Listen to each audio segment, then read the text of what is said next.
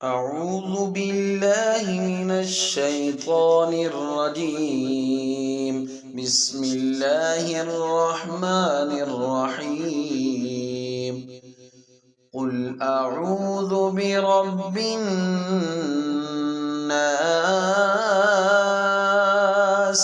ملك الناس،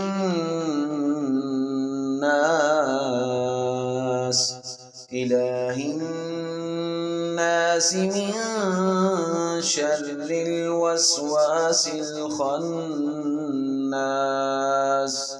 الذي يوسوس في صدور الناس من الجنة والناس. صدق الله العظيم.